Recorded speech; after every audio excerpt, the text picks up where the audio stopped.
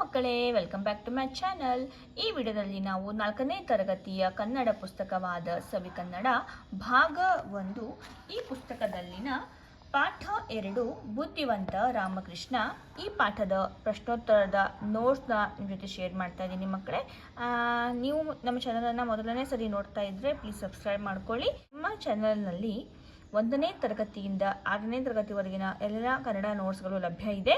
Okay, ನಿಮಗೆ ಮುಂದೆ ಕೂಡ ಯೂಸ್ ಆಗುತ್ತೆ. ಓಕೆ ಮಕ್ಕಳೇ, ಫಸ್ಟಿಗೆ ಸಬ್ಸ್ಕ್ರೈಬ್ ಮಾಡ್ಕೊಂಡ್ಬಿಟ್ಟು ಆಮೇಲೆ ನಮ್ಮ ವಿಡಿಯೋಸ್ನ ನೋಡಿ. ಸೊ ಹಾಗಾಗಿ ನಡೀರಿ ವಿಡಿಯೋನ ಸ್ಟಾರ್ಟ್ ಮಾಡೋಣ.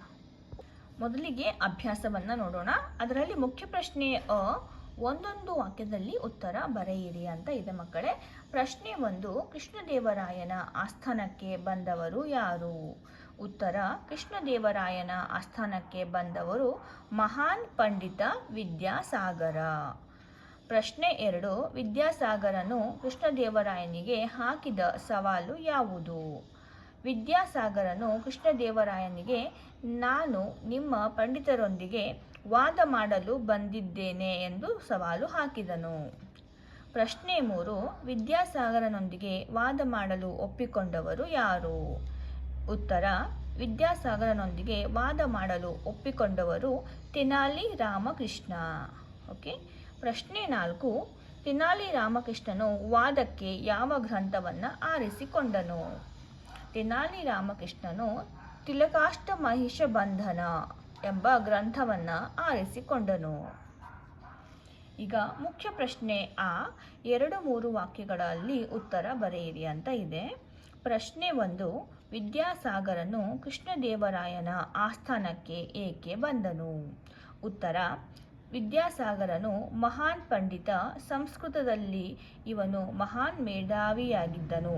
ಹಾಗಾಗಿ ಕೃಷ್ಣದೇವರಾಯನ ಆಸ್ಥಾನದ ಪಂಡಿತರೊಡನೆ ವಾದ ಮಾಡಲು ಬಂದನು. ಪ್ರಶ್ನೆ 2, ವಿದ್ಯಾಸಾಗರನ ಮುಖ ಏಕೆ ಅರಳಿತು? ಉತ್ತರ: ವಿದ್ಯಾಸಾಗರನ ಜೊತೆ ವಾದ ಮಾಡಲು ಕೃಷ್ಣದೇವರಾಯನ ಆಸ್ಥಾನದ ಯಾವ ಪಂಡಿತರು ಮುಂದೆ ಬರಲಿಲ್ಲ.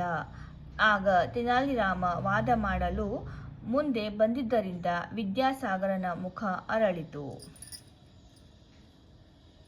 ಪ್ರಶ್ನೆ 3, ತಿಲಕಾಷ್ಟಮಹಿಷಬಂಧನ ಎಂದರೇನು?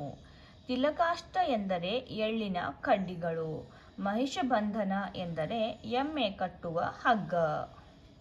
ಮುಖ್ಯ ಪ್ರಶ್ನೆ ಕೊಟ್ಟಿರುವ ಮಾತನ್ನ ಯಾರು ಯಾರಿಗೆ ಹೇಳಿದರು? 1ನೇದ್ದು, ಈ ವಿಷಯ ಮೊದಲೇ ತಿಳಿದಿದ್ದರೆ ನಾನು ಇಲ್ಲಿಗೆ ಬರುತ್ತಲೇ ಇರಲಿಲ್ಲ. ಈ ಮಾತನ್ನ ಯಾರು ಹೇಳಿದರು? ವಿದ್ಯಾಸಾಗರ ಹೇಳಿದನು. ಯಾರಿಗೆ ಹೇಳಿದನು? ಪಂಡಿತರಿಗೆ ಹೇಳಿದನು. ಸೆಕೆಂಡ್ ಒನ್, ಯಾವುದನ್ನ ಬೇಕಾದರೂ ಆರಿಸಿಕೊಳ್ಳಿ. ಯಾರು ಹೇಳಿದರು? ವಿದ್ಯಾಸಾಗರ ಹೇಳಿದರು. ಯಾರಿಗೆ? ತೆನಾಲಿ ರಾಮಕೃಷ್ಣನಿಗೆ ಹೇಳಿದನು. ಥರ್ಡ್ ಒನ್, ಇದು ನಮ್ಮೂರಿನ ದನ ಕಾಯುವ ಹುಡುಗರಿಗೂ ಗೊತ್ತು. ಯಾರು? ತೆನಾಲಿ ರಾಮಕೃಷ್ಣ ಹೇಳಿದನು. ಯಾರಿಗೆ? ವಿದ್ಯಾಸಾಗರನಿಗೆ ಹೇಳಿದನು. ಫೋರ್ತ್ ಒನ್, ಮಹಾಪ್ರಭು ಏಕೋ ನನ್ನ ದೇಹಾರೋಗ್ಯ ಸರಿ ಇಲ್ಲ. ಯಾರು ಹೇಳಿದರು? ವಿದ್ಯಾಸಾಗರ ಹೇಳಿದರು. ಯಾರಿಗೆ? ಕೃಷ್ಣದೇವರಾಯನಿಗೆ ಹೇಳಿದನು. ಈಗ ಭಾಷಾ ಚಟುವಟಿಕೆ. ಅದರಲ್ಲಿ ಮುಖ್ಯ ಪ್ರಶ್ನೆ ಮಾದರಿಯಂತೆ ಕೂಡಿಸಿ ರಚಿಸಿ ಬರೆಯಿರಿ ಅಂತ ಇದೆ. ಮಾದರಿ: ಎಮ್ಮೆ ಪ್ಲಸ್ ಗಳು ಎಮ್ಮೆಗಳು, ಕಟ್ಟಿಗೆ ಪ್ಲಸ್ ಗಳು ಕಟ್ಟಿಗೆಗಳು, ಮುಖ ಪ್ಲಸ್ ಗಳು ಮುಖಗಳು, ಗ್ರಂಥ ಪ್ಲಸ್ ಗಳು ಗ್ರಂಥಗಳು, ಕಣ್ಣು ಪ್ಲಸ್ ಗಳು ಕಣ್ಣುಗಳು. ಓಕೆ. ಈಗ ಮುಖ್ಯ ಪ್ರಶ್ನೆ ಈ ಕೆಳಗಿನ ವಾಕ್ಯಗಳನ್ನು ಸರಿಪಡಿಸಿ ಬರೆಯಿರಿ ಅಂತ ಇದೆ ಮಕ್ಕಳೇ. ಇಲ್ಲಿ ಫಸ್ಟ್ ಒನ್, ನಾವು ಶಾಲೆಗೆ ಹೋಗುತ್ತೇನೆ ಅಂತ ಇದೆ.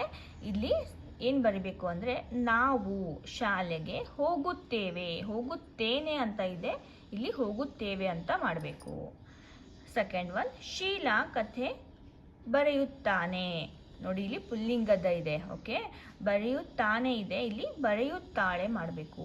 ಶೀಲಾ ಕಥೆ ಬರೆಯುತ್ತಾಳೆ. ಮೂರನೇದು, ಇಂದು ಮಳೆ ಬರುವ ಸಾಧ್ಯತೆ ಇವೆ. ಓಕೆ, ಇಂದು ಮಳೆ ಬರುವ ಸಾಧ್ಯತೆ ಇದೆ.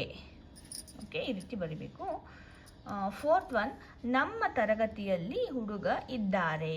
ನೋಡಿ, ಹುಡುಗ ಇದು ಸಿಂಗ್ಯುಲರ್, ಓಕೆ, ಒಬ್ಬ ಇದ್ದಾನೆ, ಬಹುವಚನ ಅಲ್ಲ, ಇದು ಏಕವಚನ. ನಮ್ಮ ತರಗತಿಯಲ್ಲಿ ಹುಡುಗ ಇದ್ದಾರೆ, ಇದು ಬಹುವಚನ.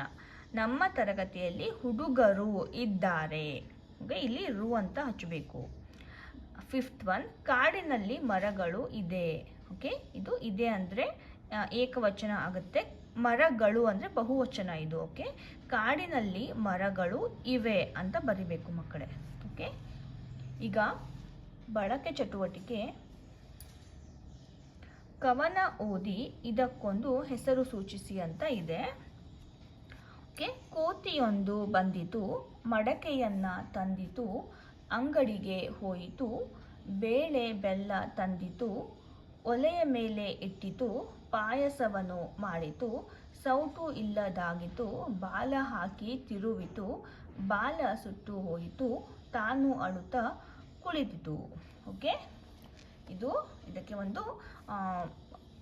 ಇದಕ್ಕೊಂದು ಹೆಸರು, ಈ ಪದ್ಯಕ್ಕೆ ಒಂದು ಹೆಸರನ್ನು ಸೂಚಿಸಿ ಅಂತ ಹೇಳಿದ್ದಾರೆ. ಇದಕ್ಕೆ ಮೂರ್ಖ ಕೋತಿ ಅಂತ ನಾನು ಹೆಸರನ್ನು ಕೊಟ್ಟಿದ್ದೀನಿ. ನಿಮಗೆ ಏನು ಸೂಚಿಸುತ್ತೋ ನಿಮಗೆ ಈ ಪದ್ಯ ಓದಿದ ನಂತರ ನೀವು ಅದನ್ನು ಬರಿಬಹುದು ಮಕ್ಕಳೇ. ಓಕೆ, ನೋಡಿ, ಕೋತಿಯ ಚೇಷ್ಟೆ ಅಂತ ಇಲ್ಲಿ ಬರೆದಿದ್ದಾರೆ, ಇದನ್ನು ಬರಿಬಹುದು, ಅಥವಾ ಮೂರ್ಖ ಕೋತಿ ಅಂತಲೂ ಬರಿಬಹುದು. ಓಕೆ ಮಕ್ಕಳೇ,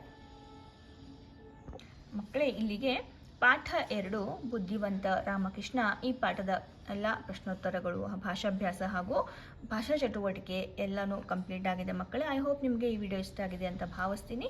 ಇಷ್ಟ ಆಗಿದ್ದರೆ ಒಂದು ಲೈಕನ್ನು ಮಾಡಿ. ಇದೇ ರೀತಿಯ ಹೆಚ್ಚಿನ ಕನ್ನಡ ನೋಟ್ಸ್ಗಾಗಿ ನಮ್ಮ ಚಾನಲನ್ನು ಸಬ್ಸ್ಕ್ರೈಬ್ ಮಾಡ್ಕೊಳ್ಳಿ. ಓಕೆ, ಮುಂದಿನ ವಿಡಿಯೋದಲ್ಲಿ ನಾವು ವೀರಮಾತೆ ಜೀಜಾಬಾಯಿ ಪಾಠ 3, ಈ ಪಾಠದ ಪ್ರಶ್ನೋತ್ತರದ ನೋಟ್ಸ್ನ ನಿಮ್ಮ ಜೊತೆ ಶೇರ್ ಮಾಡ್ತೀನಿ ಮಕ್ಕಳೇ. ಆ ನೋಟ್ಸ್ ನಿಮಗೆ ಬೇಕಂದರೆ ನೀವು ನಮ್ಮ ಚಾನಲನ್ನು ಸಬ್ಸ್ಕ್ರೈಬ್ ಮಾಡ್ಕೊಂಡಿರಿ. ಸಬ್ಸ್ಕ್ರೈಬ್ ಮಾಡ್ಕೊಳ್ಳೋದ್ರಿಂದ ನಾನು ಯಾವುದೇ ವಿಡಿಯೋ ಅಪ್ಲೋಡ್ ಮಾಡಿದಾಗ ನಿಮಗೆ ನೋಟಿಫಿಕೇಶನ್ ಬರುತ್ತೆ. ಆದಷ್ಟು ಬೇಗ ನೀವು ನಮ್ಮ ವಿಡಿಯೋಸ್ನ ನೋಡಬಹುದು. ಹಾಗಾದರೆ ಮತ್ತೆ ಸಿಗೋಣ ವೀರಮಾತೆ ಜೀಜಾಬಾಯಿ ಈ ಪಾಠದ ಪ್ರಶ್ನೋತ್ತರದೊಂದಿಗೆ. ಅಲ್ಲಿವರೆಗೂ ಟೇಕ್ ಕೇರ್, ಬಾಯ್ ಬಾಯ್.